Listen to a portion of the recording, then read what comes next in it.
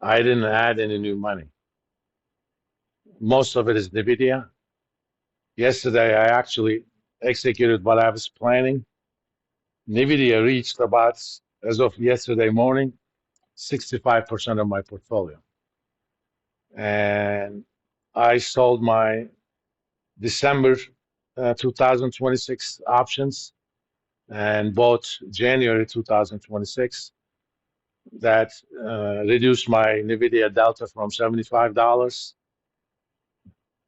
I view it as for every $10 move in NVIDIA, I was making $75. Now I'm down to making 58.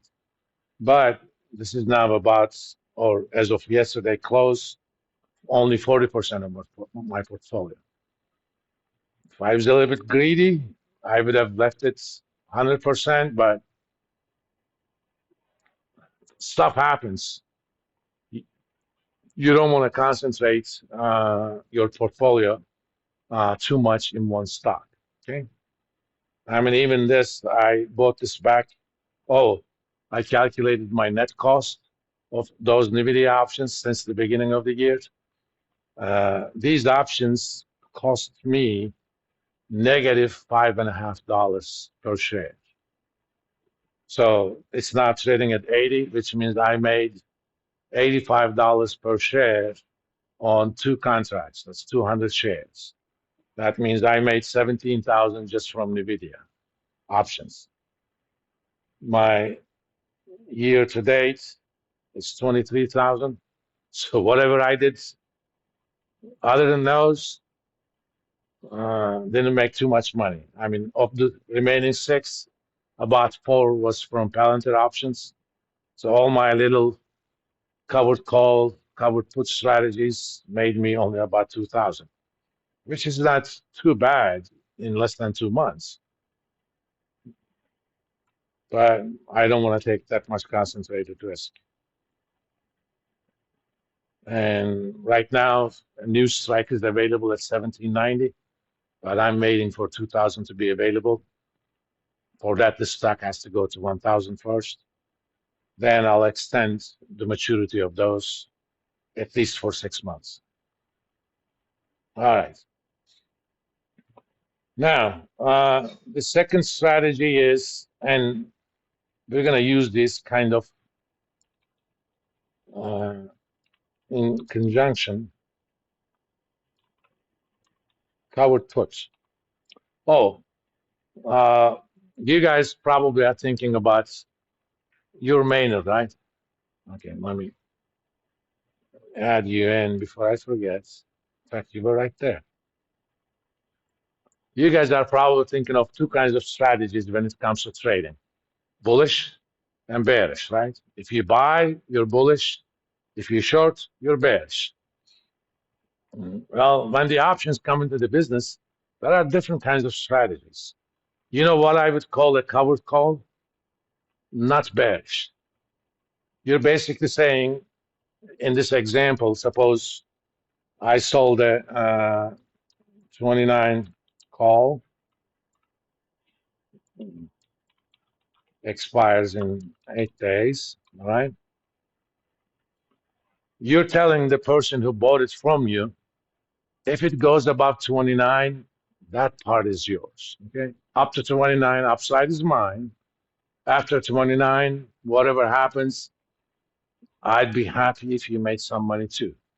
And for that privilege, you just paid me 45 cents or whatever the market price was at the time.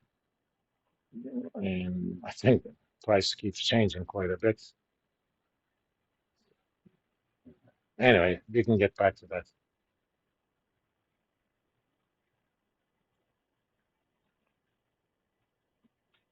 So I would call this strategy not bearish, or more truthfully, short term, very short term, not bearish. I mean, you like the stock, but you don't think it's going to make a major move in 1 week. If you believe that, you don't want to do covered call because it is a not bearish strategy. I mean, it is not bullish, but it's not bearish either.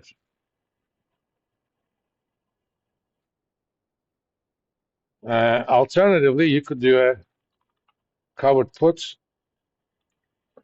For example, I mean, I personally believe 27 is too much for Palantir. Okay, but if the price were to come down to 26, I would be willing to buy it. Okay, and while I'm waiting for that, again using the milking cow analogy, suppose you're a wholesaler of the cows, and I came and told you if the market price comes down to 2,500 for this heifer, I commit to buy it from you. You say, okay. But as part of our deal, while we're waiting until the end of that agreement, we agreed for 1 week. You know, I'm willing to buy it at 25.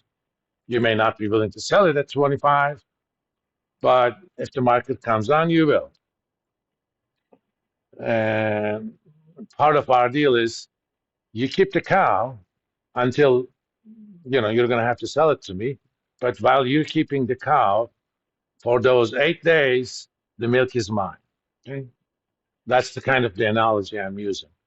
In fact, I call these milking strategies. Okay, I mean, I already have a position I took yesterday. Let's see. I sold 2 contracts of this yesterday at 43 cents for an option that expires tomorrow. Okay, if it was next Friday, it would have been even higher. But either I'm going to close it today or I'm going to roll it to next week, maybe with a different strike price. But the price ran up. The value of this is now 11 cents. I mean, the value of the option went down for two reasons. One, underlying price went up. So this option is more out of the money now. When I sold this, the underlying price was about 26.50. Okay, I was willing to buy it at 26, not at 26.50. But now it's almost 27.50. So a call option loses its value.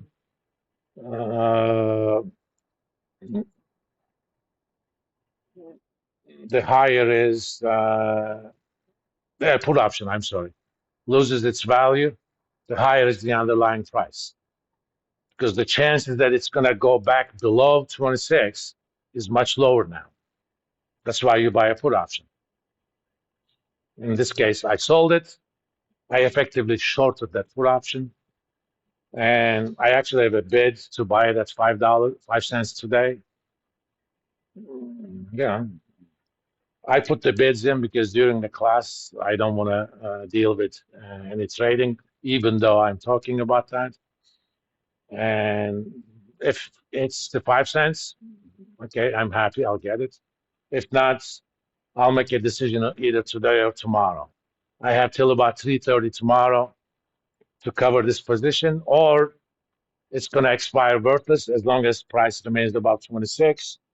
The trouble with Robinhood, for these trades, you have to put up collateral. So I have 2 contracts. I committed to buy these things at $26. That means for each contract, I put collateral 2,600. That guarantees that if you sold me that up, if you bought that option from me, and you decided that you're gonna, if the price is 25.50 by Friday, you're gonna say, okay, Dr. Esser, here's your 100 shares of Palantir, give me 2,600. What Robinhood and other firms as well will do, they're going to go ahead and keep that money aside. Robinhood A doesn't pay you any interest on that collateral. Fidelity does, by the way. And B, if it expires worthless, it doesn't release the money until Monday. That means they're using it for 3 days as cash. So if I close it before the market closes, maybe around 1 cent, 2 cents, I can actually gain interest on it or do something else with it. Uh, that's Friday. The nice thing about covered put strategy,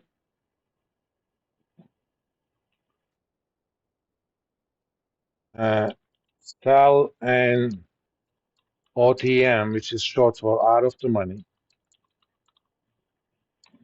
A put is out of the money if the current price is above the strike,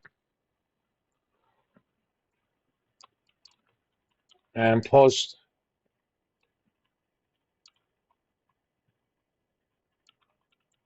cash as collateral. So if you sold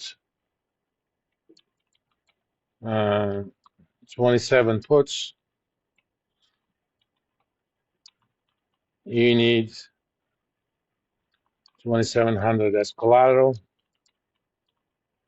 Technically speaking, not that much, but and let's look at the price of the 27 put today.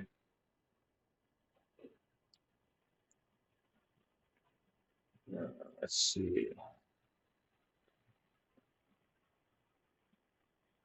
For next Friday,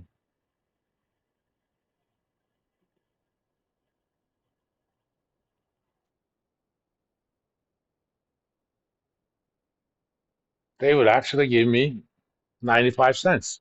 Okay. Technically, you're going to get that $95 as well, which means net you're going to put up only 26.15. So if the price comes below 27, you have to buy it at 27. But you were willing to buy it at 27 to begin with. And if that happens, you know what you're going to do? You probably will do a covered call at that point if you end up getting those shares. So the strategy is kind of a little bit dynamic. If you don't own the shares, but you don't want to necessarily buy it at the current price, sell an out of the money put option, do a covered put, or it's sometimes called secured put, because you put security for the performance of the put option. If it finishes out of the money, repeat it again. If it finishes in the money and you end up owning those shares, immediately do a covered call. And when you did covered call and it's stock finished above the strike price, which means you had to sell those, you don't own the stock anymore. Either if you believe stock is going to go up, if you're willing to buy the stock at that current price, do a covered call. If not, do a secured put out of the money. This way, you keep making money on it without necessarily carrying the risk. Is this foolproof? No. I mean, there's kind of an art to what sort of strike price you should pick. Let me see what's going on in the markets.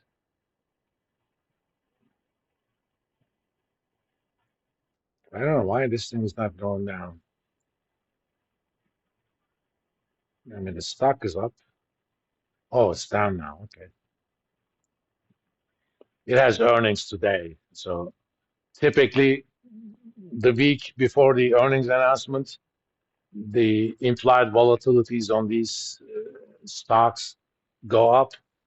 That actually, if you believe that company is not going to surprise on the bad side, do a covered put, you'll get a lot more money on your option premiums. I mean, I have about 15 contracts on this thing, but on a 3.5 put,